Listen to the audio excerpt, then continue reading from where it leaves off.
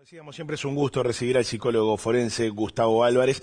Lamentablemente los pretextos para charlar con Álvarez nunca son felices, pero le agradecemos desde ya siempre la buenísima disposición que tiene para Buen Día Uruguay. ¿Cómo le va, Álvarez? ¿Cómo andan? Muy bien. Sí, bien. Lamentablemente no nos reunimos por cuestiones muy gratas, que digamos, ¿no? En absoluto. Lo que sí surgen en cada uno de estos casos algunos elementos particulares. Recién lo dábamos a conocer, bueno, la policía finalmente identificó y capturó a los sospechosos de este crimen, a los que incluso uno de ellos se habría entregado a las autoridades, compartiendo incluso a través de redes sociales que había dado el atraco en la persona que dio muerte al agente coronel. Este tipo de fenómeno, porque uno tendería a pensar de alguna manera que uno buscaría o evitaría ser identificado o tratar de, no sé, pensar que uno tiene el mínimo de reparo ante un hecho tan sangriento de, en fin, no decirlo tan abiertamente. Esto no es lo que ocurrió en este caso y quizás hasta incluso sea un patrón que se repite hoy por hoy. Sí, es que lamentablemente y preocupantemente lo que hemos ido viendo en el correr de no mucho tiempo para una sociedad justamente es esto que tú señalás, ¿no?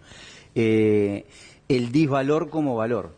Lo que antes era algo ocultable, algo reprensible, tanto subjetivamente como para el medio ambiente en el cual se movían, hoy dejó de serlo y pasó a ser un valor. Hay determinada escala, que es muy bien conocida, en donde quienes cometen determinado tipo de delitos son muy valorados por los pares, por quienes están en su medio ambiente, en su subcultura, y esto es preocupante. O sea, concretamente dar muerte a un policía. Por supuesto, robar un banco, etcétera, etcétera. ¿Tá? Entonces, es preocupante. ¿Por qué decía que es preocupante? No solo obviamente por lo manifiesto, que sin lugar a duda compartimos todo, ¿no? Sino también porque en la medida que el hombre, el ser humano, el cachorro humano va aprendiendo, va desarrollándose, va cambiando su sesgo perceptivo de la realidad. Comienza a naturalizar, a normalizar determinadas cosas, introyectando determinados valores que después van a generar conducta, ¿no? Entonces es tremendamente preocupante porque hay una juvenilización de la población carcelaria. Esto se ha venido viendo desde hace 15, 20 años aproximadamente, se ha acelerado en los últimos tiempos, se ha acelerado el que caigan cada vez más temprano y aparte con antecedentes en general de menores. Entonces, volviendo a lo que decía, estos muchachos en general, las generalizaciones no son buena cosa, pero en general lo que están conformando es un sesgo perceptivo donde se decodifican ellos al mundo, al otro, de una manera muy particular que da como resultado estas cosas, ¿no? Esas prácticas parecieran venir de un código carcelario, pero que hoy por hoy parecieran también trascender los muros de una cárcel para instalarse en el afuera. Sí, es cierto, y la pena privativa de libertad yo creo que es algo, un arma de dos filos, ¿no? Por un lado comparto totalmente de que la sanción penal y la pena privativa de libertad tiene que ser cumplida, tiene que ser lo más efectiva la investigación para que la menor cantidad de veces que delinquen caigan bajo el peso de la ley, de la justicia, pero también por otro lado la hiperprisionización tiene efectos en una sociedad. Y lo que tú señalabas es uno de ellos.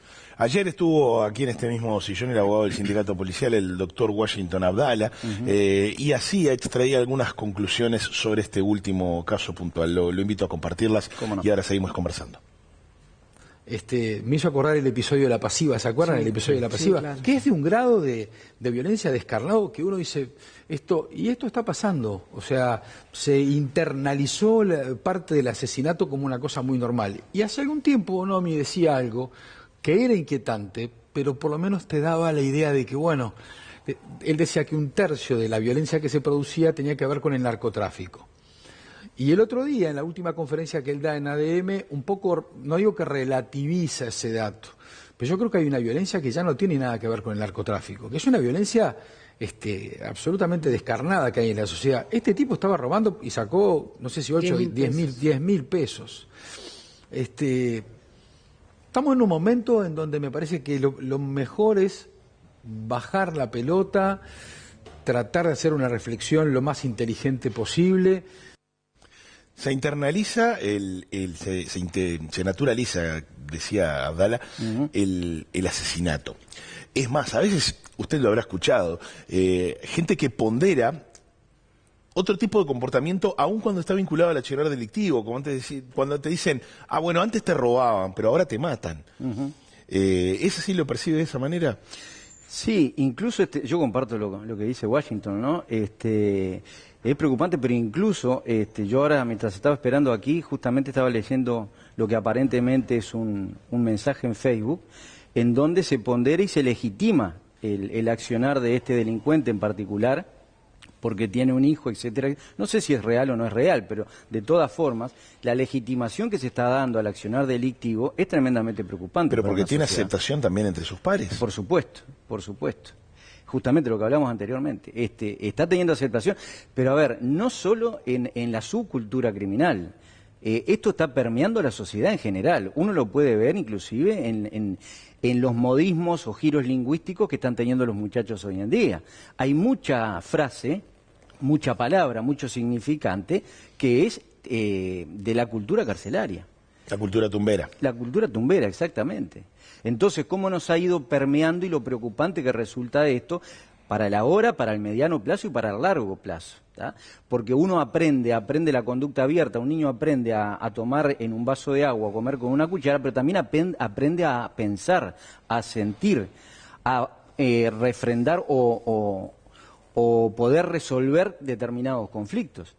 Entonces, si lo que estamos aprendiendo, o una parte de la ciudadanía está aprendiendo, es a cosificar al otro, que la vida del otro no vale, que simplemente es una banalización de la vida total en el acto delictivo, porque, a ver, un paréntesis acá, hay mucha violencia en el acto delictivo que es gratuita, hay alguna que es instrumental, hay otra que es gratuita.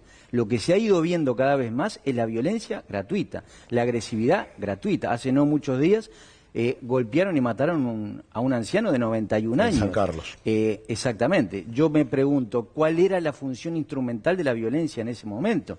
Un hombre de 91 años. Entonces, es patético que se empiece a racionalizar, digo bien, y a normalizar en diferentes bolsones de la sociedad este tipo de actividades. Volviendo a este caso, o a este caso enmarcado dentro de varios casos, Abdala aludía a declaraciones del Ministerio del Interior vinculando este tipo de violencia con el narcotráfico. ¿Qué lectura hace, Álvarez? Sí, es cierto. Ahora, yo creo que con el narcotráfico muchas veces dejamos en un punto ciego algo que para mí es tremendamente importante. El narcotráfico tiene una incidencia directa en la violencia, en el acto delictivo, en el accionar delictivo, pero también en las pautas culturales. ¿Por qué digo esto? Porque el narcotráfico lo que introduce dentro de una sociedad es justamente la gratificación inmediata, el no esfuerzo, el obtener cosas fuera de tiempo y con el menor esfuerzo posible, y todo eso en cierta manera lesiona a un cuerpo social. Entonces, ese punto del narcotráfico también es tremendamente importante y tremendamente dañino para una sociedad. El delincuente, como hacías alusión y se podía entrever en esos comentarios de las redes, o algún delincuente tiene además su círculo familiar, hijos y demás. Sin embargo, ese desprecio por la vida del prójimo está directamente vinculado a un desprecio, una falta de valor por la vida propia, aun cuando tenga un círculo de afectos que lo rodea o que eventualmente lo contiene? Buena pregunta. Yo lo que he percibido durante mucho tiempo es que es una conducta como reactiva, pero hay internamente un vacío muy fuerte, que esto no justifica ni por asomo, ni cerca. Estamos tratando de entender el perfil de un agresor. Hay un vacío existencial muy pronunciado muchas veces, ¿tá? Que no significa que sean todos víctimas sociales tampoco, ¿eh? A ver, hay una cantidad de gente que está dentro de las cárceles que no le hemos dado la oportunidad. Hay otros que sí la han tenido, o eventualmente de una manera deficitaria, pero no la han aceptado, ¿no? Y estos muchachos muchas veces terminan tratando de congraciarse con sus pares, emitiendo determinadas conductas que están siendo valoradas hoy en día. Se presenta una situación compleja porque de diferentes bibliotecas se dice el aumento de penas no es algo disuasorio a la hora de que alguien se decida por cometer un delito, una rapiña, un crimen. Pero también ocurre que el agresor no ve las penas, digamos que no ve que el sistema judicial lo vaya realmente a condenar de una manera tan fuerte como para, en definitiva, convencerlo de que no tiene que cometer un crimen? Ahí es una respuesta compleja. Primero, la pena privativa de libertad no es disuasoria, está comprobado criminológicamente, pero yo creo que en cierta manera, y volviendo al punto anterior, tenemos que utilizar una racionalidad científica de la pena privativa de libertad. ¿Qué digo con esto? Poco importa no, es relativa la importancia que tiene la figura jurídica que infringió a alguien con la peligrosidad o la vulnerabilidad que puede tener ese sujeto. Un ejemplo concreto, si yo soy un psicópata y yo caigo por un hurto, yo no dejo de ser tremendamente peligroso por haber caído por un hurto. No sé si me explico, quiero que quede claro. Entonces, acá hay como una hipertrofia de la figura jurídica que se infringe para categorizar, segmentar, dar determinadas posibilidades intracarcelariamente. En la medida de esto es la subjetividad del individuo. Hay algunos, reitero, que son recuperables, que son resocializables, hay otros que son medianamente y hay otros que son tremendamente difíciles, por no decir imposible, de resocializar. Ayer charlábamos con Abdala sobre algo que parece paradójico, porque el policía es policía las 24 horas. Sin embargo, está el momento que está cumpliendo una tarea efectiva y otro momento en que, bueno, puede estar, como era el caso de Coronel y de muchos agentes, cumpliendo una tarea por fuera de su horario en la fuerza. Esa actividad hoy por hoy no es legal. ¿Debería considerarse un cambio en la normativa? Porque es como lo decía la dirigente del sindicato policial, Patricia Rodríguez, esto va a seguir ocurriendo. Y sí, hay momentos en los cuales la realidad nos estalla en la cara, ¿no? Esto está ocurriendo por una situación económica de los funcionarios policiales, que es cierto, y vale decir que han mejorado los sueldos, pero de todas maneras, para el ejercicio de la profesión que tienen, los riesgos que corre, el estrés continuo, cotidiano y rutinario que tienen los policías, no se acercan ni por asoma lo que deberían ganar. Y va a seguir pasando, y yo creo que en algún momento se impone por lo menos la discusión de esto, ¿no? Claro, lo otro que a veces desde otra vereda miramos como una cosa lineal, ¿no? Nada vale la vida de una persona. Pero a uno a veces le llama la atención ese choque con la cifra, porque no van tras grandes botines, tras sumas y montos que van a cambiar radicalmente la vida de nadie. Estamos hablando, acá hablando mal y pronto, de chirolas. Sí. ¿Qué lleva a esa persona a que el monto o su objetivo primero, que es cometer un robo por dinero, pasa luego a segundo lugar por la situación? Pasa porque está jugado y no, digamos, no es una variable que importe la vida del otro, porque lo que se dice vulgarmente, ¿no? Te matan por 2 pesos. Sí, primero que el valor, 10.000 pesos de repente para alguien es nada, para otro es mucho dinero. De acuerdo, ¿no? Pero no estamos, sí hablamos, estoy de acuerdo, ni que hablar, pero folclóricamente no estamos hablando de un golpe, sí. Si hablamos de un robo a un banco o de cualquier otro tipo de... Claro, el perfil del delincuente uruguayo tiende un poco a eso, ¿no? Es a la inmediatez, a la presentificación, justamente el razonamiento que tú haces en general no se hace, la evaluación de costo-beneficio del acto delictivo. Entonces, justamente, muchas veces más impulsivo que premeditado.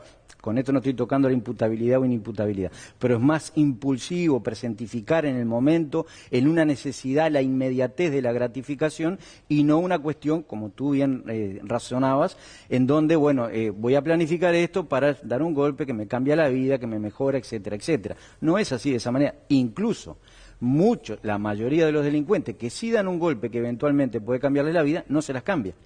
Porque el dinero, en cierta manera, así como entra, sale. Y muchas veces los focos de investigación son justamente esos, ¿no? Las autoridades y la fuerza policial toman cada vez más en cuenta este tipo de información que surge, por ejemplo, de un perfil psicológico. No, lamentablemente no.